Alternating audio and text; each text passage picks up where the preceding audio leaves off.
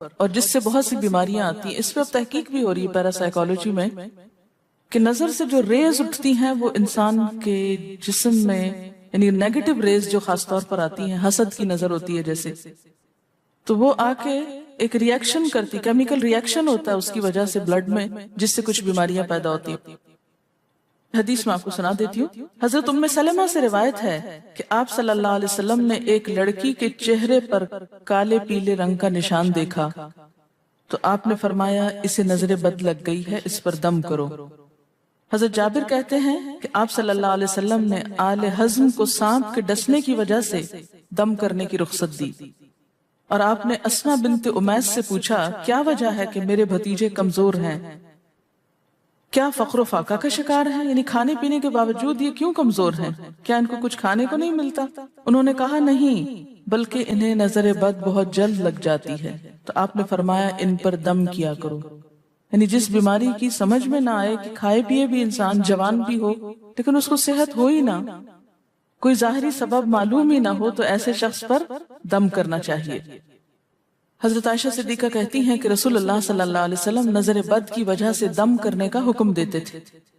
حضرت انس کہتے ہیں کہ آپ صلی اللہ علیہ وسلم نے نظر بد اور بچھو وغیرہ کے ڈسنے سے اور پھوڑوں سے دم کرنے کی اجازت دی، یعنی پھوڑے وغیرہ جو ہوتے ہیں نا اس پر بھی دم کی اجازت دی. تو جسمانی بیماری ہے نا. اور نظر کے بارے میں تو یہ بھی کہا گیا ہے، حدیث میں آتا ہے کہ نظر بد کا لگنا حق ہے، انسان کو اونچے پہاڑ سے گرا سکتی.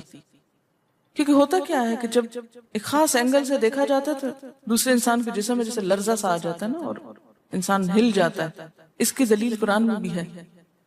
ایک سورت کے آخر میں آتا ہے وَإِن يَكَادُ الَّذِينَ كَفَرُوا لَيُزْلِقُونَكَ بِأَبْصَارِهِمْ لَمَّا سَمِعُوا الذِّكْرَ، کہ قریب ہے کہ کچھ کافر آپ کو اپنی نگاہوں سے کیا کر دیں، پھسلا دیں جب یہ قرآن سنتے ہیں. یعنی وہ سننے نہیں آتے تھے، صرف آپ کو گھورتے رہتے تھے. اور کس لیے گھورتے رہتے تھے؟ تاکہ آپ بول نہ سکیں، آپ لرز جائیں، ڈگمگا جائیں، اپنا کام چھوڑ دیں. بری نیت سے آتے تھے. وَيَقُولُونَ إِنَّهُ لَمَجْنُونَ، کہتے ہیں کہ یہ تو مجنون ہو گیا. آپ صلی اللہ علیہ وسلم نے فرمایا نظر بد حق ہے، اگر تقدیر سے کوئی چیز سبقت لے جا سکتی ہوتی تو وہ نظر بد ہے. پتہ کیسے چلے؟ چل جاتا ہے. پتہ کیوں نہیں چلتا؟ مثلا آپ کا بچہ ہنس رہا تھا، کھیل رہا تھا، دودھ پی رہا تھا کہ اچانک کوئی شخص آیا اور جب وہ اٹھا تو بچے نے شور کرنا شروع کر دیا. پتہ چل جاتا ہے. بعض اوقات گھر ہی کے لوگوں کی لگ جاتی، بعض اوقات محبت سے بھی لگ جاتی کہ بچہ کھیل رہا تھا، آپ دیکھتے کہ وہ گر پڑا، اچانک رونا دھونا شروع ہو گیا، سر پٹ گیا. حدیث میں آتا ہے نظر بد انسان کو موت تک اور اونٹ کو ہانڈی تک پہنچا دیتی.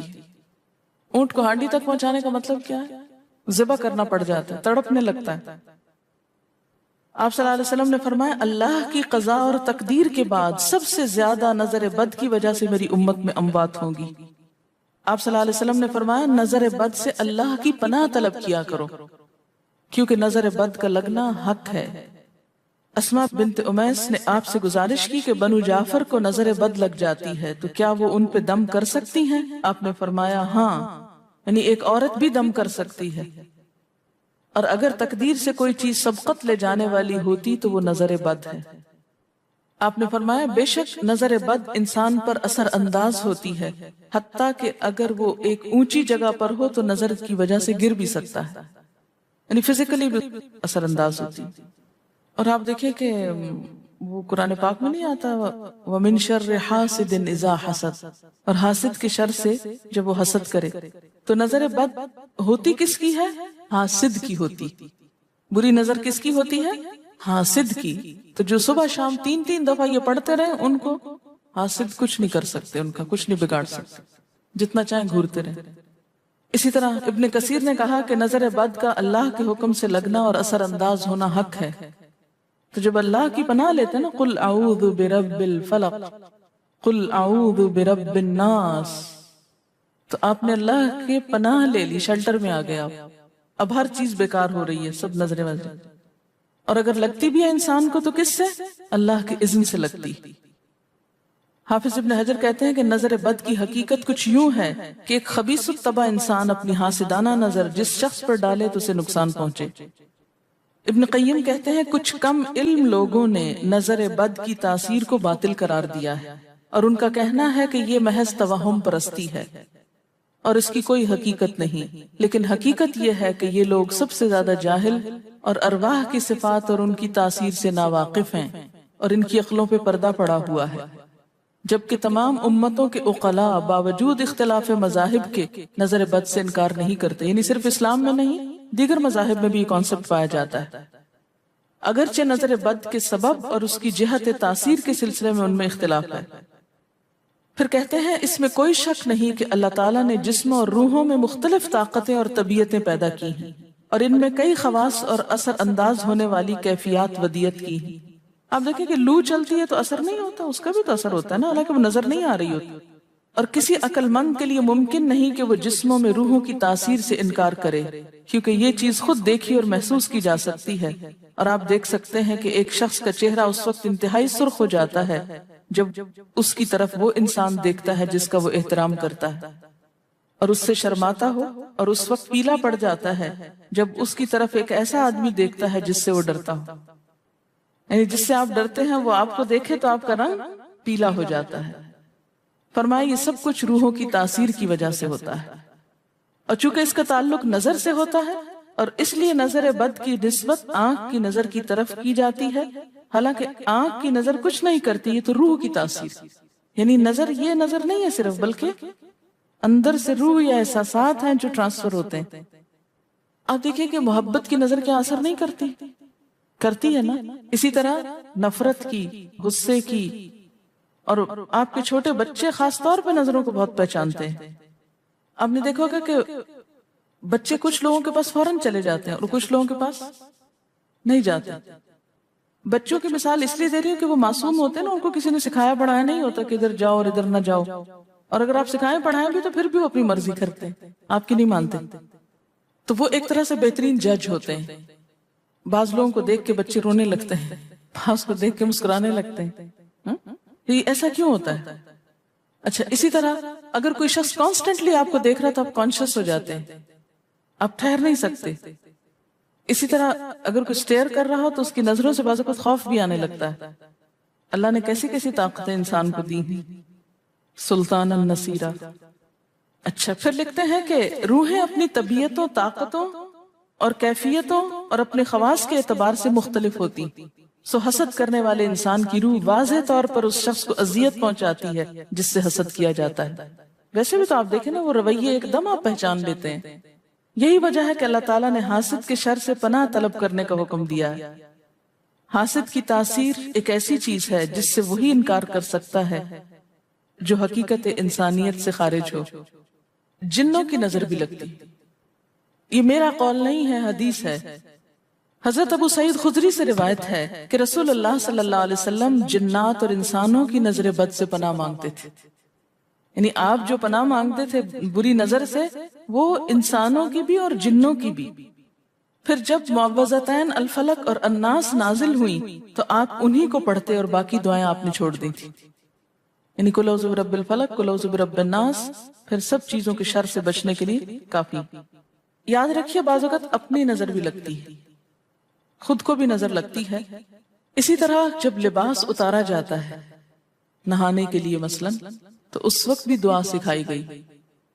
بسم اللہ پڑھنی چاہیے، بیسیکلی بسم اللہ پڑھ کر اتارنے چاہیے، اور اس کے علاوہ اعوذ بکلمات اللہ التامات من شر ما خلق بھی پڑھ سکتے ہیں۔ آپ کو معلوم ہے کہ ٹوائلٹ میں جانے سے پہلے بھی دعا سکھائی گئی، کیونکہ جنات کے ٹھکانے گندی جگہوں پر ہوتے ہیں۔ اللہم انی اعوذ بک من الخبث والخبائث، خبیث جنوں اور خبیث جننیوں، خبائث سے تیری پناہ میں آتا۔ یہ دعا کیوں سکھائی گئی؟ اسی لیے کہ اگر آپ وہاں پر موجود ہیں، اور خصوصاً اگر آپ بے لباس ہیں، تو بھی ایسی چیزوں کی نظر بھی لگ سکتی ہے اور وہ چیزیں اثر انداز بھی ہو سکتی۔ اسی لیے بلا ضرورت تنہائی میں بھی بے لباس ہونے سے منع کیا گیا۔ بعض لوگوں کی عادت ہوتی ہے نا کہ وہ نہانے بیٹھتے ہیں تو وہی کپڑے دھونے شروع کر دیتے ہیں، اور نہیں، بس فوراً اپنے آپ کو ڈھانکنے کی کوشش کریں، بلا ضرورت زیادہ دیر بے لباس نہ رہیں۔ ایک حدیث میں آتا ہے ابو امامہ کہتے ہیں کہ میرے باپ سہل بن حنیف نے غسل کا ارادہ کیا اور جب قمیص اتاری تو عامر بن ربیہ ان کی طرف دیکھ رہے تھے. ان کا رنگ انتہائی سفید تھا اور جلد بہت خوبصورت تھی. عامر نے دیکھتے ہی کہا میں نے آج تک اتنی خوبصورت جلد کسی کنواری لڑکی کی بھی نہیں دیکھی. ان کا یہ کہنا تھا کہ سہل کو شدید بخار شروع ہو گیا. چنانچہ نبی صلی اللہ علیہ وسلم کو یہ قصہ بتایا گیا اور آپ سے یہ بھی کہا گیا کہ سہل کی حالت یہ ہے کہ وہ سر بھی نہیں اٹھا سکتا. آپ نے پوچھا کیا تمہیں کسی پہ شک ہے؟ انہوں نے کہا جی ہاں، عامر بن ربیہ پہ ہو سکتا ہے.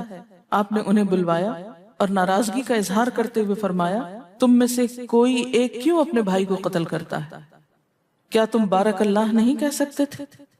اس لیے اب غسل کرو اور اس غسل کا پانی کس پہ ڈالا جائے؟ جس کو نظر لگی. عامر نے اپنا چہرہ، ہاتھ، کوہنیاں، ٹخنے، پاؤں اور اپنی چادر کے اندرونی حصے دھوئے، پھر اسی پانی کو آپ نے سہل کے اوپر پیچھے سے بہا دیا، نہیں کہ اس کے منہ پہ ڈالنا، پیچھے سے بہا دیا اور سہل فوراً ٹھیک ہو گئے. اس کا طریقہ بتایا گیا اس غسل کا. ابن شہاب زہری کا کہنا ہے کہ ہمارے زمانے کے علماء نے غسل کی یہ کیفیت بیان کی ہے جس آدمی کی نظر لگی ہو اس کے سامنے ایک برتن رکھ دیا جائے جس میں وہ سب سے پہلے کلی کرے اور پانی اسی برتن میں گرائے، پھر اپنا چہرہ دھوئے، پھر اسی پانی کے ذریعے اپنے ہتھیلیاں، دائیں ہاتھ اور ہتھیلی پہ پانی بہائے، پھر بائیں پر اور پھر دائیں کوہنی پر، پھر بائیں کوہنی پر، پھر بائیں ہاتھ سے اپنا دایاں پاؤں دھوئے، پھر دائیں ہاتھ سے بایاں پاؤں دھوئے اور پھر اسی طرح گھٹنوں پہ پانی بہائے.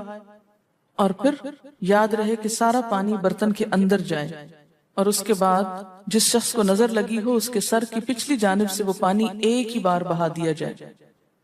حضرت عائشہ کہتی ہیں کہ جس شخص کو بری نظر لگتی اس کو اسی طرح غسل کروایا جاتا. اب بعض اوقات یہ نہیں پتا چلتا کس کی لگی. ایسی صورت میں پھر طریقہ کیا علاج کا؟ مریض کے سر پہ ہاتھ رکھ کر یہ دعا پڑھی جائے بسم اللہ ارقیک من کل داء یؤذیک من کل نفس او عین حاسد اللہ یشفیک بسم اللہ ارقیک.